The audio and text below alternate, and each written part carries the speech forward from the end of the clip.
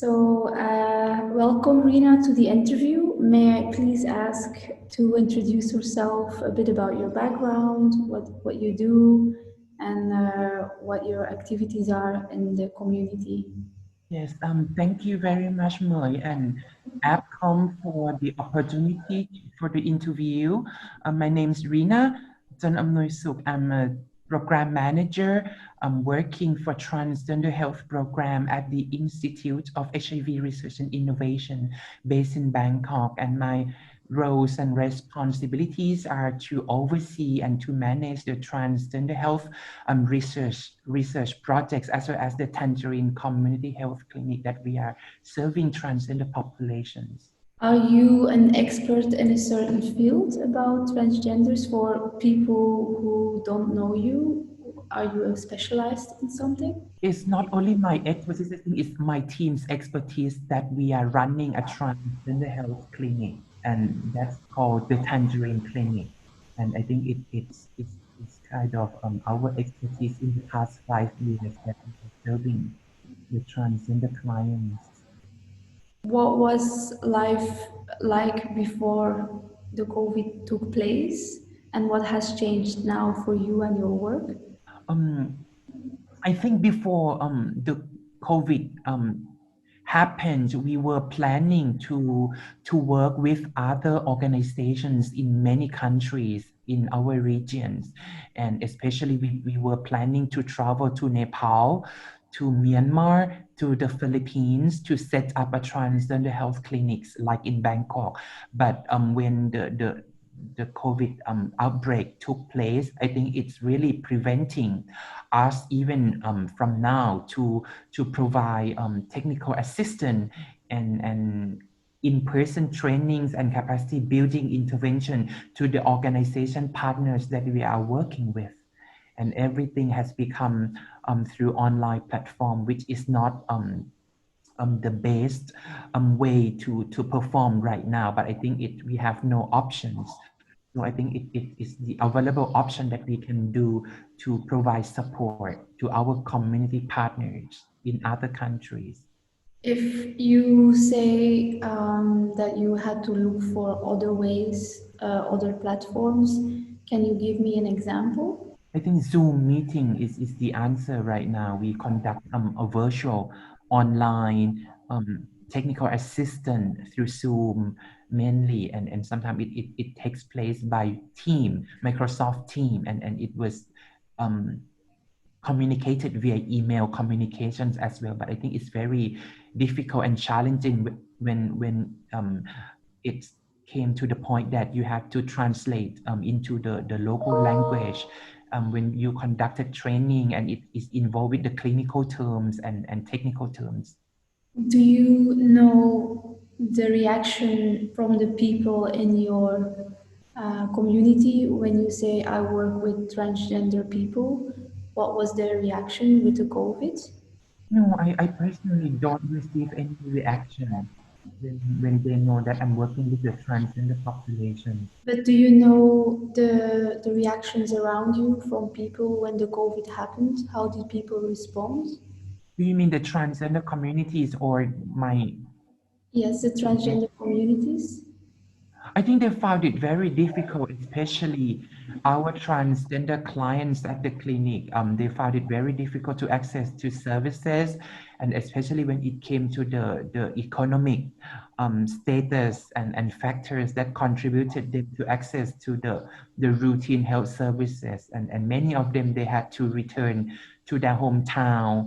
And because most of them, they're not coming from Bangkok originally, and it was very difficult for them to access to the health services in a regular basis. With Tangerine or with your work, how were you able to help them even during the COVID?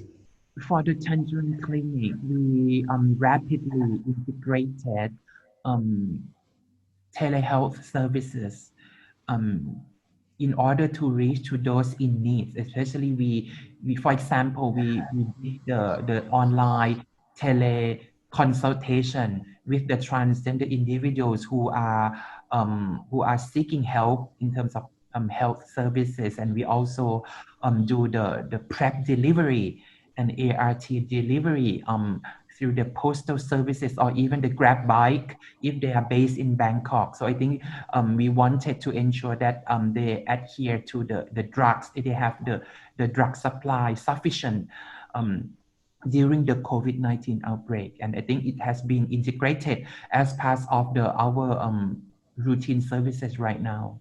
If you talk about a health service, do you have an example of a health service? Yeah, that's as I told you previously, that for example, if they wanted to continue PrEP, we will be able to send them PrEP drug through the postal services or through the Grab bike as requested. Yes. What are your worries at the moment because of this new normal? Life has changed. What are your thoughts and feelings about this for the community or for yourself? I think for the transgender community, especially, I think it's about the economic status. They cannot earn as they expected, and many of transgender clients at our clinic, they are sex workers, and when the country is closed and locked down, they cannot earn their incomes as regularly, and that's why it is really affect their life, and is also affect to their health as well. For example, if they are on the gender affirming hormone treatment, they might not be able to afford for that hormone treatment for gender transition.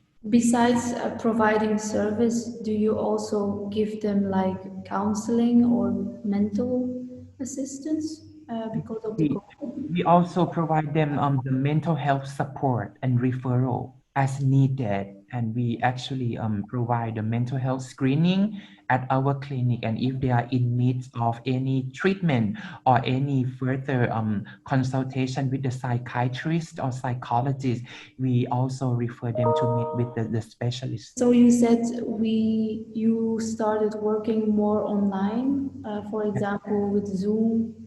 You started working with Grab to provide the medication. Are there other changes that you made uh, towards the organization after the COVID happened? One of the successful health service intervention that we implemented in the past few months is about the self-sampling collection for chlamydia and gonorrhea, because we want to maintain the social distancing at a health clinic. So we encourage our transgender clients to conduct self-sampling by themselves, and to for chlamydia and gonorrhea testing. And it's the self-sampling can be conducted through three compartments, including oropharynx, anorectum, as well as to urine as well. And it was very successful intervention in the past few months, and our intervention was featured at the AIDS conference, AIDS 2020 virtual conferences, and it has been right now integrated as part of the routine service provided at the Tangerine Clinic. Did you get a response from the transgender community, adjusting to the new normal? Have people responded? Are they grateful? Are they still in need? What is the result right now? I think for the normal intervention, I think we quite had the positive feedback. However, the number of the people using these new normal services is not a lot right now.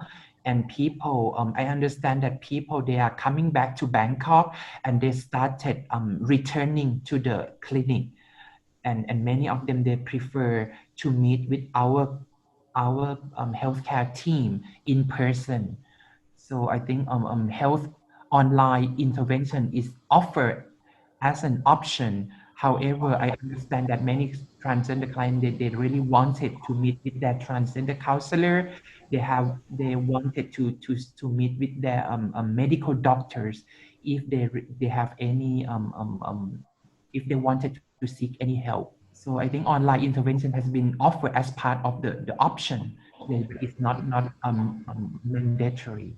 Do you think that the COVID-19 taught us some lessons? Do you think people learned from this pandemic? Yes, I think we one thing that we've learned in the past few months is about the adaptive skills to provide the health services to respond to those in needs, especially my settings that we are serving the transgender population, which they are very vulnerable in the Thai society. So I think we have to adapt our service design, we have to adapt our skills, and we have to adapt our program to be more tailored and to be more responsive to their health needs. So I think the adaptation skills in providing the health services is key in the HIV programming for transgender populations. Can I ask how the COVID-19 changed your life? What kind of impact did it have on your life? I think when it was at the beginning of the COVID outbreak, I was at a conference in the United States, and and and I had to change my plan to attend the conference, and I have to shorten my trip. And when I returned to Thailand, I had to self quarantine for 28 days to ensure that I'm COVID free. And I think I was very struggling at that time because the country was under the lockdown. So I think however it went so it went okay, right? Because everyone had to adapt themselves to the situation. And I learned a lot how to adapt myself with the online platform, how to not going to the office, but everything has turned to the online platform. Even our clinic operated change it to the online platform as well. So I think we everyone has to adapt. It's not only myself, but my team as well. Do you wish to add a message or something you would like to say to the community out there? I think I just want to encourage the community, the transgender community, especially when they are in need of any health services or at least someone to talk. I think we health service provider need to make online services available for the communities, and especially in our settings we are having online telemedicine or teleconsultation ready and available for our transgender individuals clients who are in needs, and the transgender communities out there need to be strong, and they don't need to hesitate if they wanted to seek any health or mental health support or someone to talk to. I think we are all we are there to help them. One final question. If you could ask for a certain service that you need very much at the moment for the community, what would be the service that you say we really are in desperate need of more of this or more of this? Do you have an example? I think all the services that made or that serve to the key population, I think it has to be community centers or client center. You have to explore the specific needs of the key populations, what kind of health services they need of, or even their daily life have been addressed by the basic needs already. Do whether or not they have food, they have shelters, they have clothes enough during the COVID-19. And I think health services is only one of the factors that contributed to their basic needs. So any organization working with the communities, they need to be need-based and community-driven and client-centers. Do you think, I was wondering, are you optimistic about the future about since the pandemic took place? Yes, I think it will be getting better and better, and it will be sorted out soon. And I think probably at the beginning of next year, I think hopefully we will be able to travel to meet with our friends and colleagues, as we will be able to work together with our community partners in other countries, and we also can welcome them to come to Bangkok, Thailand, to exchange our experiences and lesson learned. Okay, thank you so much. It was a great interview, Rina. It was very nice to have you in this series, and I would like to thank you to join APCOM for the interview. Thank you very much for the opportunity. It's my Thank you. pleasure. I'll keep you posted. Thank you so much. Thank you. Bye bye. Bye.